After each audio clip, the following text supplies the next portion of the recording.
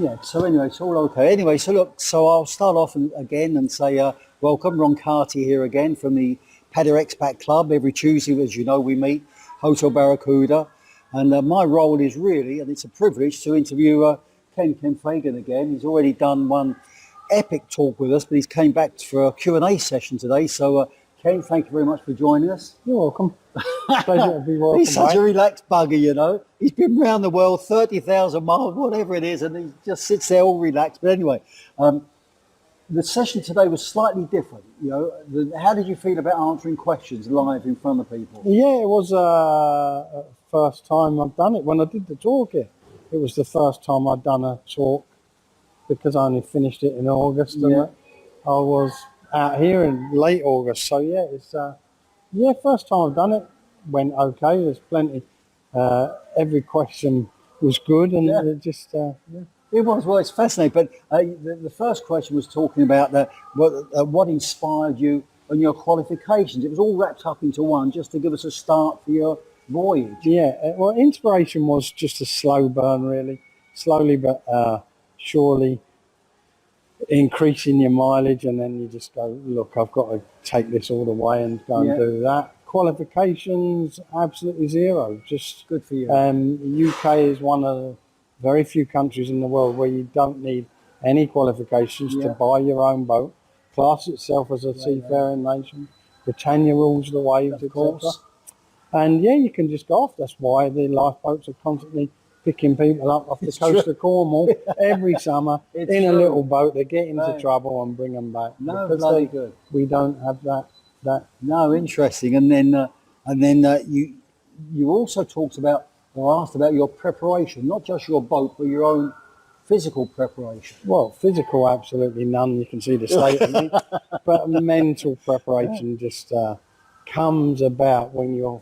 That's the one. When you've got this and this problem, and you fix that one, you know that one ain't gone. That one ain't going to be a problem. The next one, got that coming tomorrow. That one's not. Then you know you're ready to go, and you're pumping yourself up and trying to get yourself going for it. Because after a while, having been a long way, it starts getting a bit monotonous. Every day it becomes the same. But just a quickie, for those that don't know about Ken, the first of all, he sailed solo around the world, one of the few people that actually done it. So all of this is the question in terms of his preparation, the mental preparation, physical preparation, but tremendous service. Then somebody mentioned, well, how did you fund it? Because you got stuck during COVID, is that right? So how did you fund the thing? Stuck during COVID in Indonesia for 20 months. And they took my papers, which is illegal. And the British Embassy were kicking up stink. I had to rein them in, because if they'd have chucked me out of Indonesia, I was in big trouble because everywhere was closed. And I had property rented out in London and a bit of savings and a bit of money on the boat, and it just kept me going. So prepared financially as well? Yeah, you have to have some form of income, because you know you're on a long boat. Well, Way before I would have been pensionable age as well. So. It's true. It's true. And then they were asking you about different places you've been to, which is all around the world, but you highlighted French Polynesia. Yeah, French Polynesia was it was amazing to get there, because it's a long way from anywhere. And it was a bit of a shock. The people are so friendly. You go to the supermarket, there's no fruit, no veg, because it all grows wild. Of course. So they literally get you, put you in a truck with a guy called Bob, and he takes you to his house and goes, there you go. Yeah, just pull it off the tree. I'll be bugging. And it's there, and it's just that bit of it is amazing. Mate. Bloody hell. And then what else have you got? Something that I like, you mentioned about these the dead seahorses. Yeah, there's a real strange phenomenon around the world where in about 6 different countries, fishermen will come up to you in an anchorage, and you'd be very wary of them, because for pirates, just take out the word fisherman, insert the word pirate. You've got to be careful. I'd always pretend I had 2 or 3 people on the boat and shout downstairs to them. No, you've got to do it, and just put them off. And they'd offer to sell you dead seahorses. It happened half a dozen times. And I just, for the sake of me, can't work out what it meant, why they were doing it. what a 60-year-old bloke would want with a dead sea horse. Well, that's one of the reasons I asked you, because I was waiting for some sort of punchline. No, it never. It just happened. And when it happened the second time, I thought, oh, I remember that guy before trying something, and that someone else had tried something. Okay, and then really, I mean, look, we're getting to the end of your talk and the interview, but you mentioned about if you've got something you want to do, just go and do it, or something like that. Yeah, please. it's a commitment. If you're going to this voyage, really, when I started this in my head and bought the boat, I still didn't tell loads of people, only people close to me. Yeah, good for you.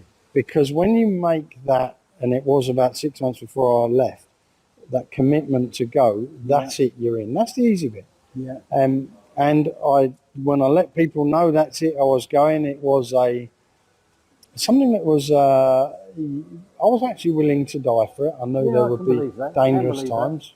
And I honestly was doing it, or I was dying, one or the other. Or I'd have something and I'd escape in a lifeboat, I don't know. But then you also realise, well, strange quirk of human nature, that some people close to you hope you fail. And you start getting that feeling off them. Found that out, jealousy works in weird and mysterious ways, and it is jealousy. It's not that they hope you fail, it's just they don't want you to succeed. Succeed and do it. They don't agree. To be this. And it's someone very close to me wanted me to fail. And that was really strange. And sometimes it's loved ones are scared, but there are other people that are... It's jealousy. It is. Jealousy. And it works in weird and mysterious ways. Yeah, no, I know. So not a happy note to... Oh, well, no, we're going to finish it, because then you went back to the UK. Yeah. And then we are going to end up on the happy note, because you decided to come to Thailand. And I would like you to tell everybody, why did you choose Thailand? Well, for me, it was literally sit on the boat in Falmouth. I got back to the UK, and where was I going to go? I realised at that stage I wasn't going back round again, which was my original plan. Yeah. I didn't have to drive, so that was over. So where am I going? Well, it's going to be somewhere warm. Yep. Where did I like around the world? A bit of buzz about it was Asia. Yeah. And then it was lots of friends in Indonesia from the COVID time. But Indonesia doesn't have what Thailand has. It doesn't have lots to do, and I needed lots to do. Bowling, walking, football, expats clubs to help out. It was, everything here was going to be very easy because the systems are in place with lots of expats and a few bars dotted about. Just things where life could get a little bit back to normal, but not quite back to normal. Yeah, no, I agree. Still a sense of adventure. Yeah, a little bit of that, and just. But you've got everything here you could ever dream of. You know, I was in a shop last night buying mince pies and stuff, and bacon, which is an impossible thing to get in Indonesia, etc. So, interesting. Okay, the mince pies just reminded me to wish everybody a Merry Christmas. But look, good messages here for those with a sense of adventure. His message is go and do it. For those that are already living in Thailand, we agree with you. But for those that are watching, the expats that are watching that aren't in Thailand and not quite sure whether to come here or not, what would you say? Life is good here. Life is good here. Okay, so at that, I'm going to thank you. We don't have a session after in Boxing Day, so we'll say Merry Christmas to everybody. Yeah, Happy Christmas, everyone. And see you the Tuesday after Boxing Day back at the Hotel Barracuda Expat Club. Come and see us.